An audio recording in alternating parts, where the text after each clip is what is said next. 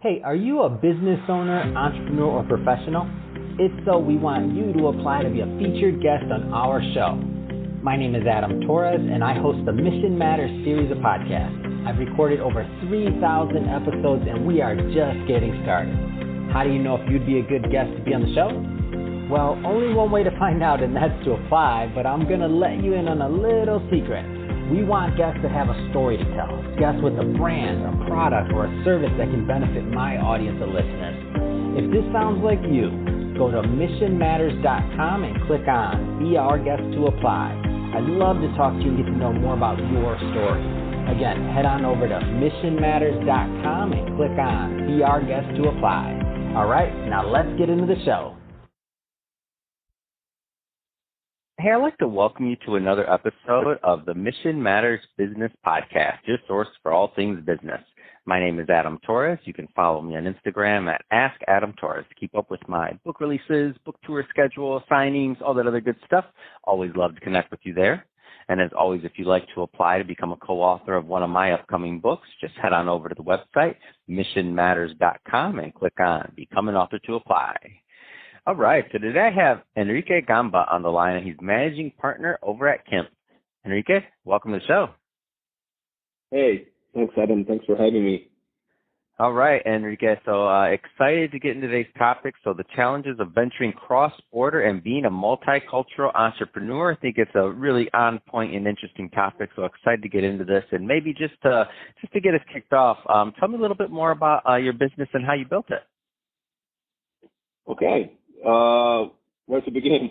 So I have let's say a 15-year career now in the executive search business, and I started back in Brazil, my country of origin, and by having started my career in global companies, I guess it was kind of a natural path to start venturing, in different countries, different cultures, and cross-border. Latin America came kind of naturally because of the way of doing business and, I guess the level of maturity of the markets are similar. So I started there. In time, venturing across Latin America brought me to, probe the American market, which is a lot more mature, a lot larger, and of course, in a lot of different ways, a whole different challenge. What happened was we built, so Kemp is a company that is 4 years old at this point. I built it with a few other business partners back in Brazil who I think we were very much aligned in the way that we wanted to build this business.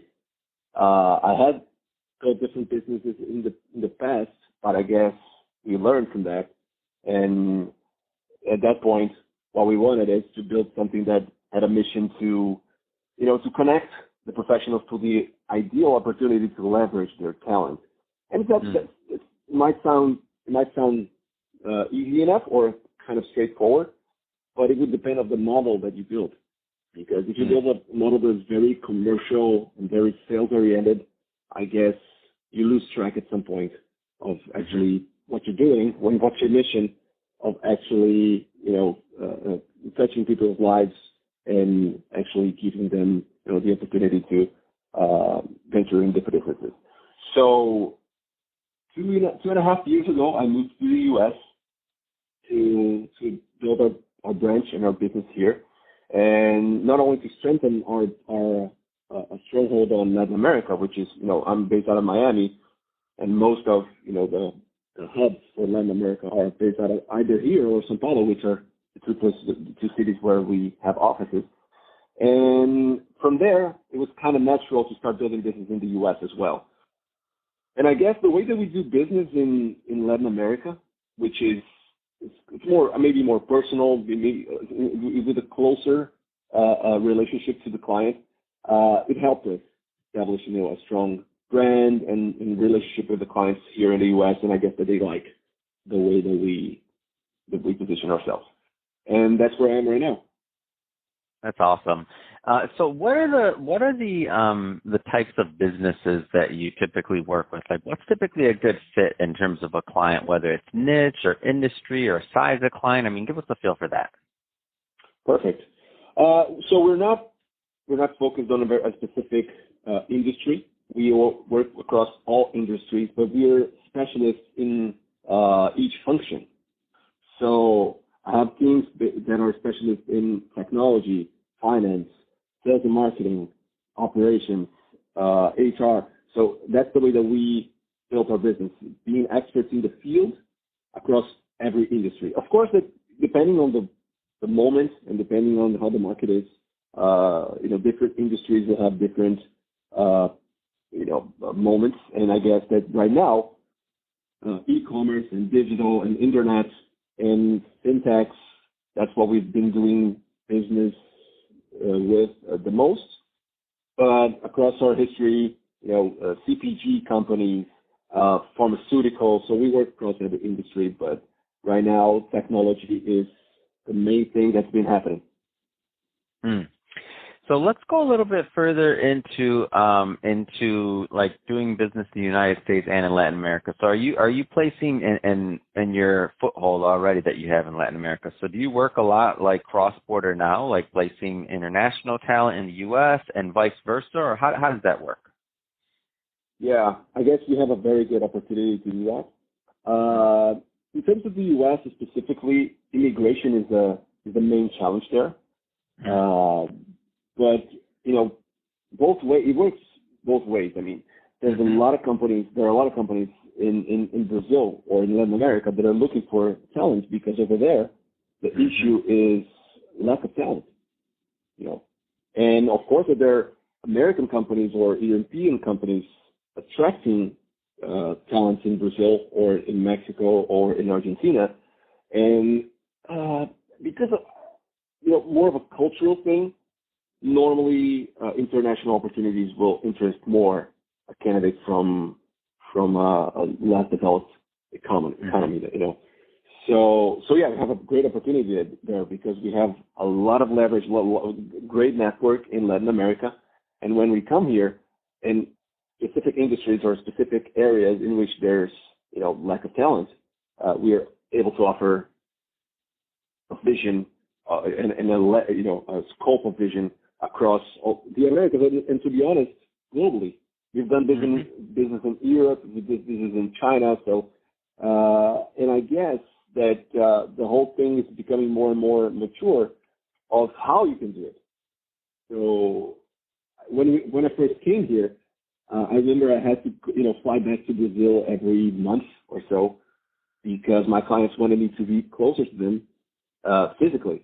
And now, and of course the whole pandemic thing, but now it's a lot more mature that what you can do is, there's no borders. And I guess it's still a little bit soon to tell, but I've been already seeing clients being able to hire candidates, all over the world, and they need to be physically present. So if you take out the immigration component, it's been a blast to be able to offer those kinds of opportunities to our candidates. So it's been happening through so from Mexico to the U.S., from Brazil to Mexico, from Argentina to Brazil, and so on. So of course there's the language barrier, but I guess candidates are becoming more and more interested in doing that, so they're becoming more and more prepared in terms of the languages as well.